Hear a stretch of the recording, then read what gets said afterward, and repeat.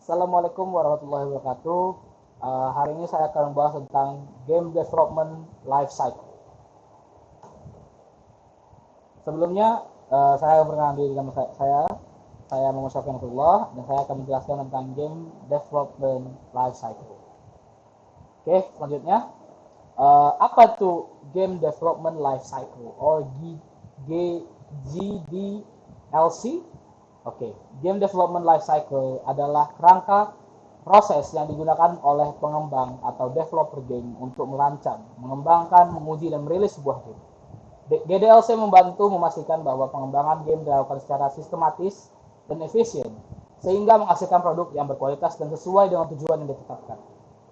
Oke, next.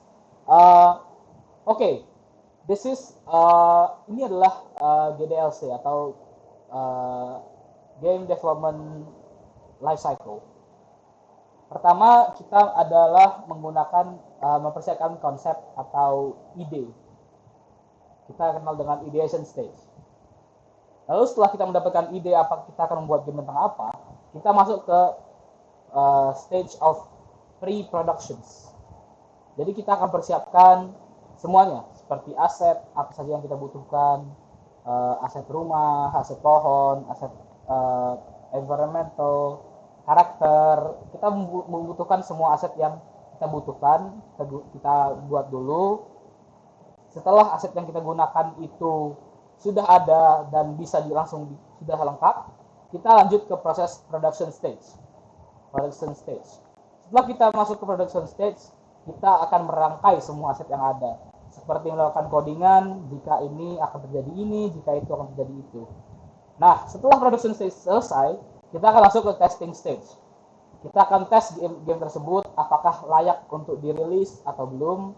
Jika testing stage itu masih terasa sepertinya masih kurang aset ini, aset itu, aset ini, aset itu, kita kembali lagi ke pre-production stage, di mana kita akan membuat lagi aset-aset yang kurang tadi.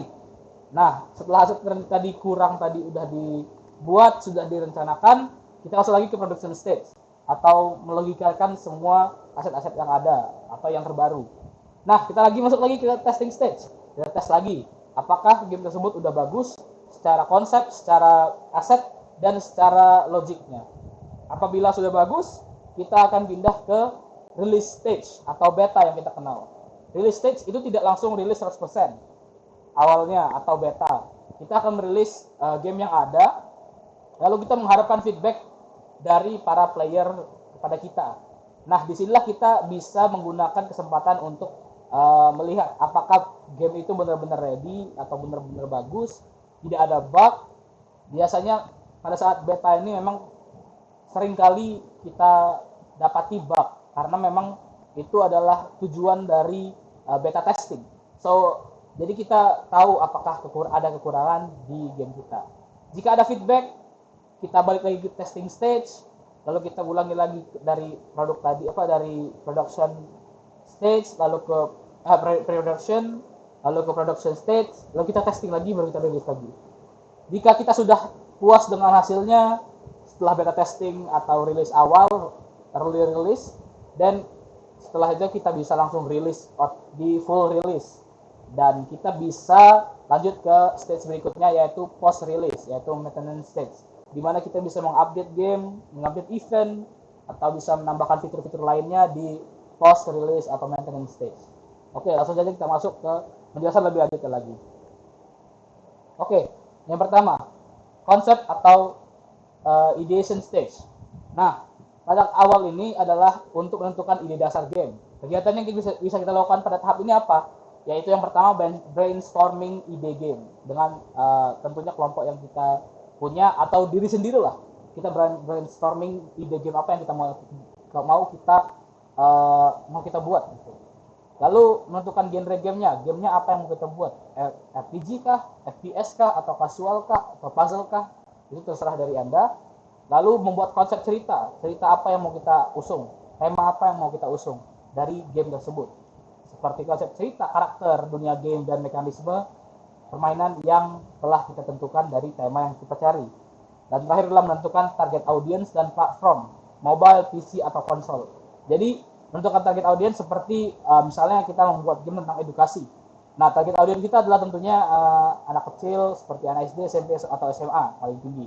Seperti game matematika, kita bisa pergi kemana sesuai dengan ke tingkat kesulitannya. Lalu platform yang bisa kita gunakan, entah mobile, entah PC atau konsol.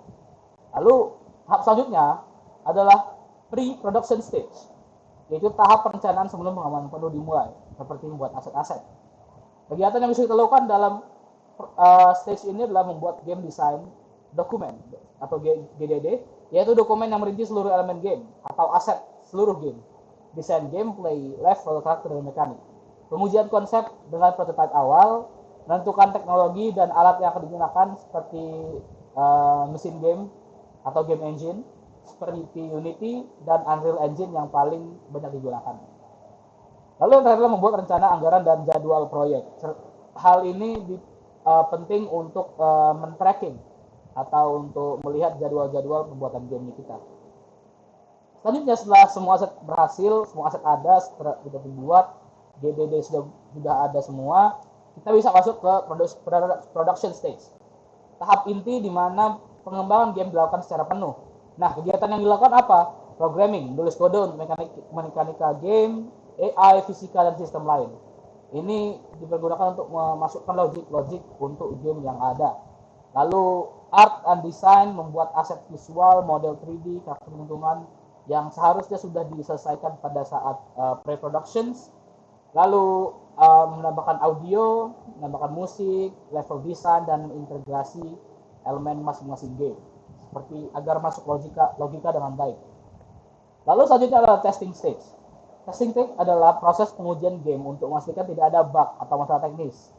Kegiatannya apa yang bisa dilakukan adalah QA atau Quality Assurance, mencari dan memperbaiki bug atau debugging.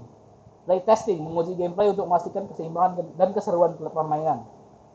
Optimalisasi performa, frame rate, loading time, dan lain-lain. Evaluasi pengalaman pengguna atau UX. Nah, sebelum kita rilis, kita perlu tes game yang kita buat terlebih dahulu. Apabila kita merasa cukup, kita lanjutkan ke stage selanjutnya.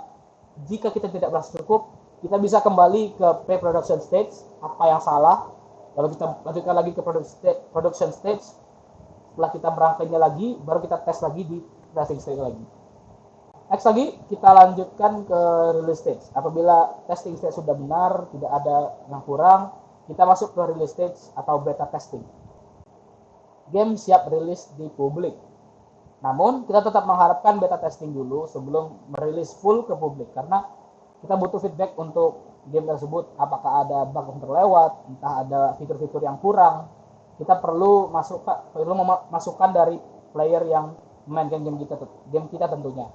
Kegiatan yang kita lakukan bisa menyelesaikan versi final game, meluncurkan game ke platform tujuan seperti App Store, Steam, atau konsol, pemasaran dan promosi game, menerima masukan dari pemain dan feedback yang kita lakukan di beta testing. Nah, apabila ada beta testing yang kita dapatkan dari pemain game kita bisa menentukan apakah perlu untuk masuk ke production stage lagi atau langsung kita full release. Nah, setelah di full release, itulah final game dan kita bisa masuk ke stage selanjutnya, yaitu post release atau maintenance stage. Nah, tahap post release adalah tahap setelah peluncuran untuk memperbaiki dan mengembangkan game lebih lanjut. Kegiatannya seperti merilis update atau patch untuk memperbaiki bug, menambahkan konten baru seperti DLC, expansions, atau event per minggu, per bulan, terserah. Dan ketiga adalah monitoring feedback dari pemain untuk perbaikan peningkatan. Dan terakhir adalah mengatur komunitas pemain dan dukungan pelanggan. Nah, ini adalah tahap apabila game sudah di full release. Jadi apabila ada update, kita bisa lakukan di sini. Apabila ada bug baru atau bug yang sebelumnya belum ditemui tapi baru ketemu sekarang, kita bisa update lagi melalui post release atau maintenance stage ini. Mungkin itu saja yang bisa saya sampaikan. Saya ucapkan terima kasih atas perhatiannya. Saya akhiri, wassalamualaikum warahmatullahi wabarakatuh.